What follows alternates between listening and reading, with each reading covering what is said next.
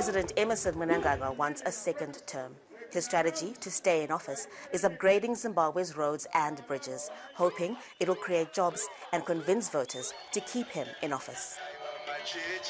We'll use the US dollar just for a short... His main rival, Nelson Chamisa, hopes frustrations about corruption, high inflation and unemployment will encourage people to choose him. He says if elected, he will mend ties with Western countries that impose economic sanctions on Zimbabwe for human rights violations, a move he believes will turn around the economy. Zimbabwe's elections are often controversial. This one is no different.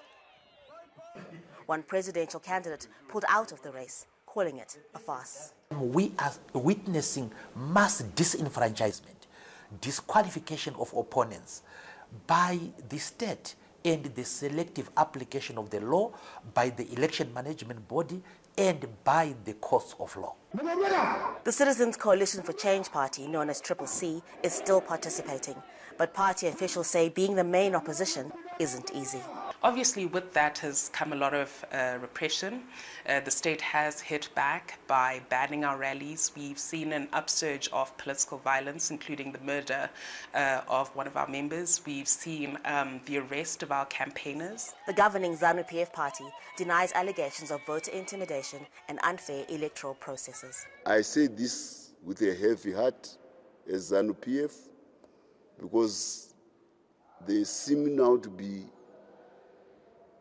a reckless, if very, very egregious assault on the Zimbabwe Electoral Commission from the CCC opposition. It's wrong, it's irresponsible on the part of the CCC. Zimbabweans aren't too worried about voting day. That's usually straightforward here. It's what happens afterwards if the result is disputed. 5 years ago, opposition supporters protested over what they thought were delays in announcing election results. The police said they were overwhelmed by the crowds. The army was deployed. Some people were shot and killed. No one was ever arrested. It's not easy living in a country with one of the highest inflation rates in the world. Voters hope whoever becomes president turns things round quickly. Haru, Mutasa, Jazeera, Harare. Well, we're joined by Chris Marilling. You are Chief Executive Officer at Good Governance Africa. That's an independent research think tank. And you and your team were deported from Zimbabwe on the eve of the election. You're joining us from on Skype from Johannesburg. Chris, it's good to have you on the program. Tell us briefly what happened to you. Thank you for having me on your program, Cyril. Well, basically, last Tuesday, my colleagues, that is 3 of my other colleagues and myself, entered Zimbabwe via Joshua Nkomo International Airport, which is the airport in the second largest city of Zimbabwe, Bulawayo. And this was after we had consulted with the South African embassy here in South Africa, where I'm talking to in Pretoria, our capital city. On arrival at the airport, after a brief interrogation by immigration and customs officials, we were permitted to go into Bulawayo, where we were ultimately engaged in a research mission. We were there, Cyril, for approximately 48 hours. And then it was on the second day of our presence there in Bulawayo that we were then also confronted by immigration officials together with plainclothes security agents of the Zimbabwean government, who then quizzed us again about what our intentions were. After assuring them that we were simply there to do research, they conferred with their superiors and came back to us simply saying that their superiors had given an order for them to basically evict us without cause from Bulawayo and ultimately from Zimbabwe. So we were removed illegally, basically deported illegally, Cyril. Look, this caught our attention because you're a research team called Good Governance Africa. You're in Zimbabwe, and a day or two before elections that the opposition says are not going to be free and fair, this team that is doing research on the governance of the country is kicked out. What would you make of the opposition's claims that this election isn't going to be fair?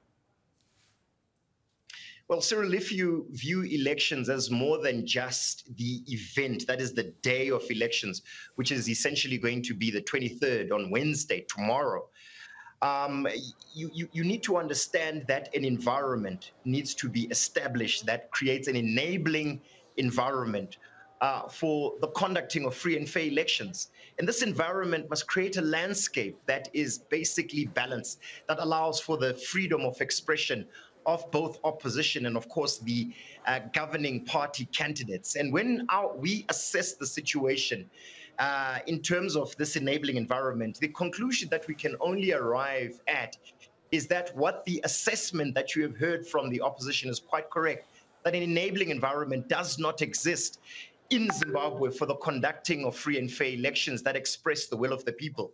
In actual fact, what we have seen in the prelude to these elections has been the narrowing of the democratic space for the conducting of free and fair elections. You're talking about the enabling environment. I understand what you're telling us. And then there is the actual operation on vote day. Any thoughts, any concerns on the actual unfolding of the vote? Yeah, I mean, when you look at an election, it's basically about the voter's role. Without a voter's role that is credible, that is verifiable, you cannot really assess who is eligible to participate in these elections and whether a legitimate outcome can be found from this. This technical aspect of elections is glaringly absent in Zimbabwe, which leads us again to a conclusion that from a technical assessment of what the requirement is for the conducting of free and fair elections, they simply don't exist in Zimbabwe from both the technical perspective and also an assessment of the preconditions towards an enabling environment for free and fair elections. And since you had and were part of a research team that was just in Zimbabwe, how do Zimbabweans feel about the elections? Do you think you have a good read on that?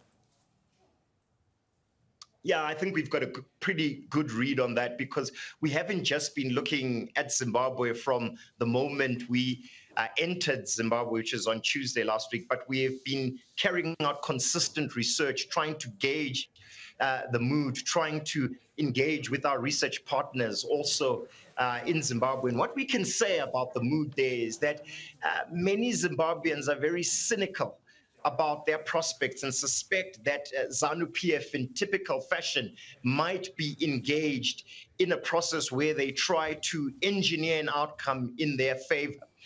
We think that they are correct, and ultimately our removal illegally from Zimbabwe, an illegal deportation, in our view, is an attempt to obscure the region's view of what is actually going on in Zimbabwe, also to obscure the international community's assessment of these elections.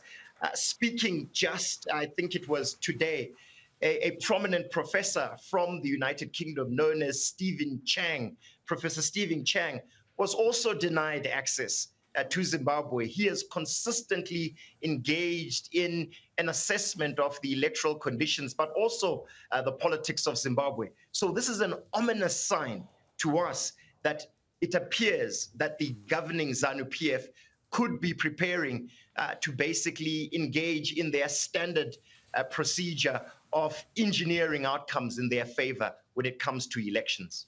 All right, Chris Mariling, Chief Executive Officer at Good Governance Africa. Great to get your assessment today. Thank you for coming on the program. It's a privilege. Thank you, Cyril.